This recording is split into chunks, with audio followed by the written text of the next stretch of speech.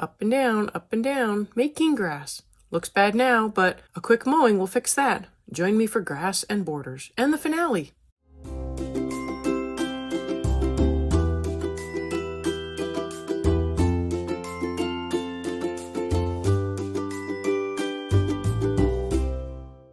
Hi everyone, I'm Catherine, the artist behind Bigelow Fine Arts. I have joined the secret society of the curious colorists. It is a lovely summer evening, the cicadas are buzzing and the crickets are chirping, when I receive a book with exciting places to explore. I retreat to the garden to the lovely hanging lanterns that are providing gentle light and a cozy tent that awaits a relaxing evening. Join me for a little backyard tea and some relaxing coloring. Today is the final day for our relaxing evening tea in the garden. I am jumping right in with the grass, adding in a base layer with the grass green to the grass in front of the teepee, where the light would be hitting the grass. I'm going to be speeding this up more than usual, otherwise it would have been a much longer video, or I would have had to split it up even more, and I didn't want to do that either. Pretty much I am working up the grass in 3 sections, with the 2 side sections being darker than the front middle section. They are all worked up the same. For the sides, I put down a base layer of the chrome green, then I went back over top that base layer and filled in the space with short, choppy vertical marks. Not every line is going straight up and down. Some are tilted off to one side or the other. And I am doing it to add texture and make it appear to be grass with clumps and blades. I am not going to make this look exactly like grass, but I wanted to give the impression of grass. One important thing to note when you do this, try to not work in a back and forth typewriter motion, as grass does not grow in rows. I am moving up and down and trying to randomly work the lines over the entire section. I go over the area again with the permanent green, doing the same vertical choppy line motion. I move onto the middle lit section, making grass texture with both the permanent green and the grass green. And for the far left section, I came in with the chrome green and jumped straight in with the grass texture and realized that the base layer covers much of the whiteness of the paper, so add a base layer before making grass texture. So over the whole grass area, I make several texturing passes with the 2 colors, either grass green with permanent green for the front or chrome green with permanent green for the sides. At the end of one coloring session, I bring in just a little walnut brown and make a few random vertical scribbly lines just for a little dirt or dead grass texture in the dark section and a little bistre for the same effect in the lit section.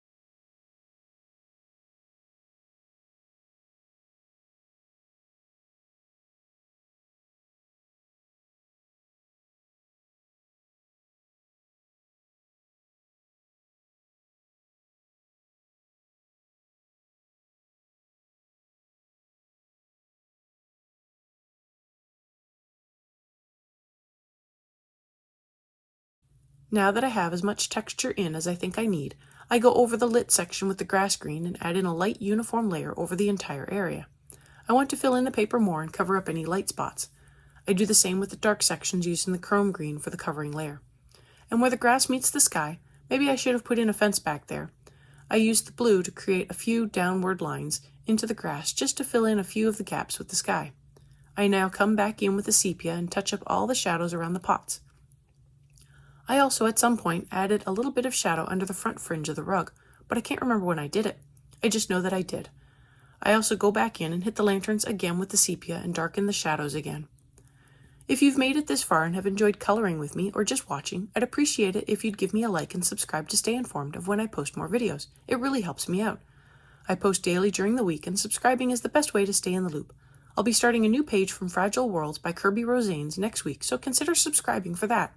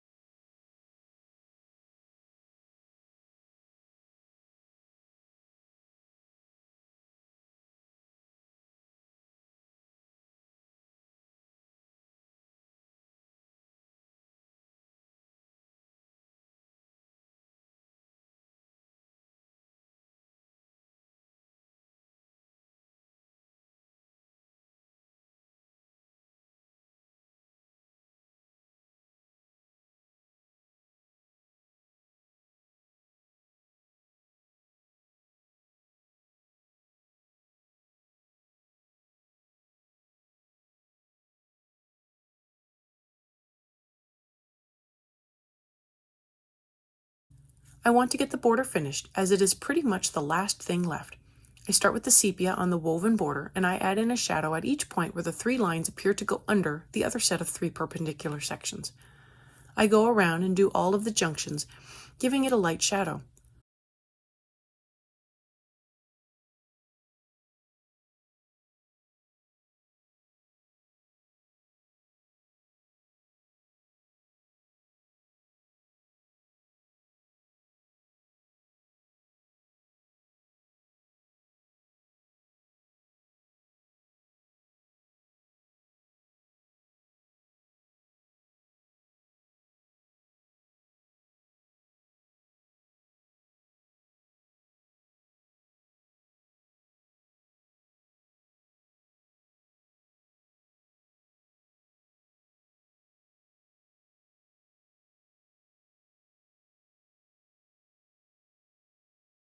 The first section is the largest, and I use the scarlet.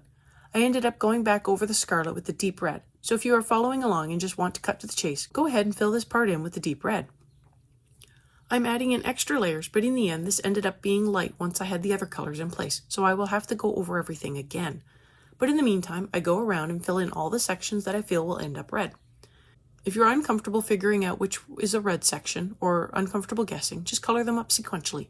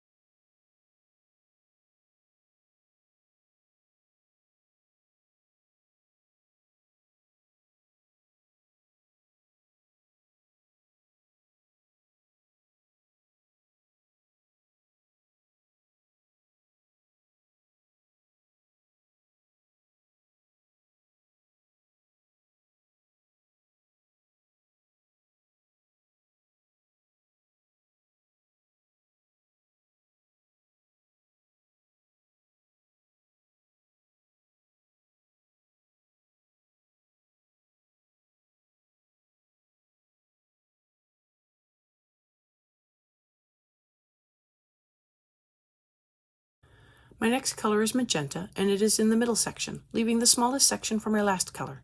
I go around and fill in all the magenta sections as best I could. The pattern in the top corner seems to break a little, so I had to eventually do some creative juggling of colors.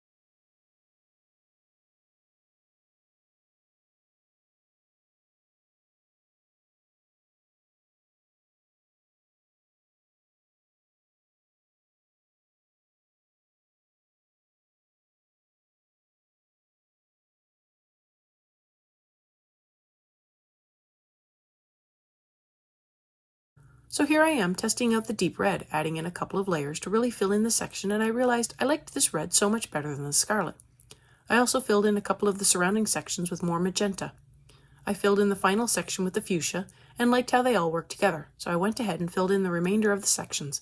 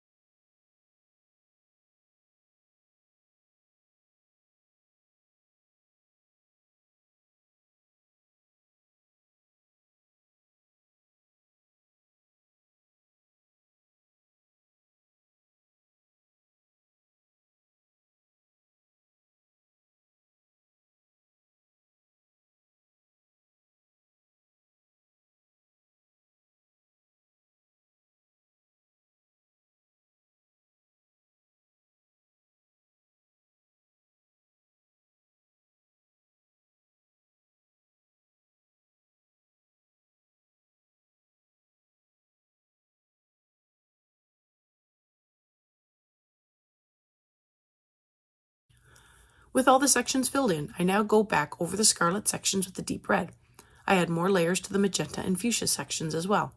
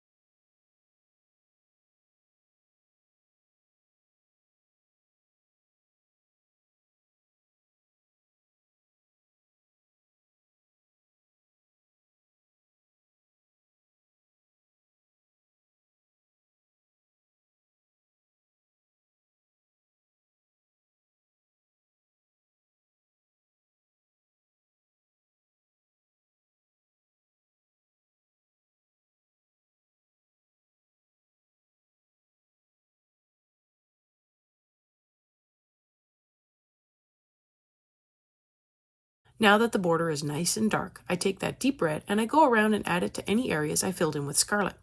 I basically deepen up the shadows with the deep red and blend the red around a little. I cover the scalloped bunting with the deep red as well.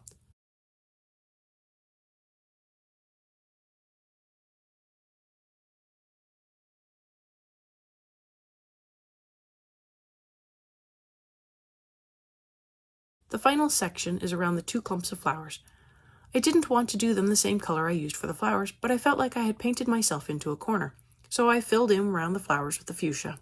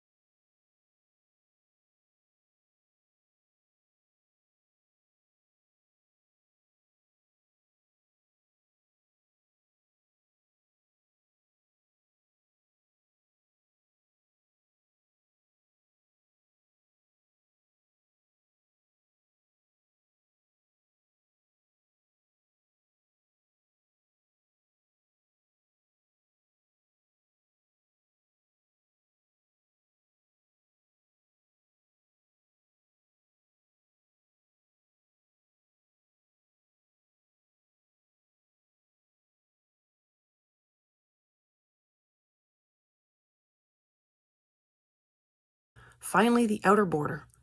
I used the helio blue and filled it in really well. There isn't much to say about this. I filled in the border. The interesting part, I think, is here at the end. I am going around and touching things up. I took the blue around and touched up a few more of the blue spots, darkening up the shadows more and hyping up the contrast. After that, I came in with the mauve and did the same thing, darkening up the shadowed areas of the pillow, the door flap, and the sections on the teepee. I touch up the rug again. Mostly I am just adding in more light magenta into the shadowed areas to make the rug darker in those spots.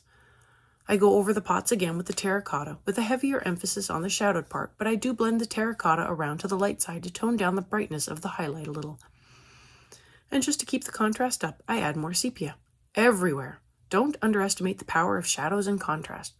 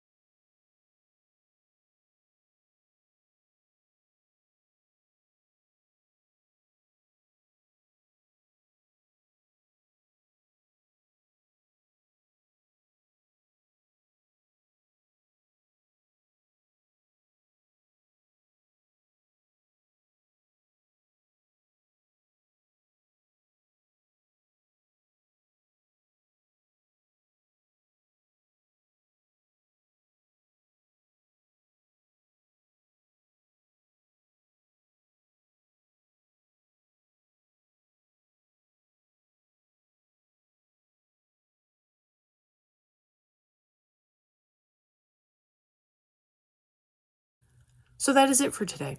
I don't normally have a large touching up section like this, but I felt like this one needed it, so I saved it for the end and went through it all. Sometimes I just touch a little something here and there.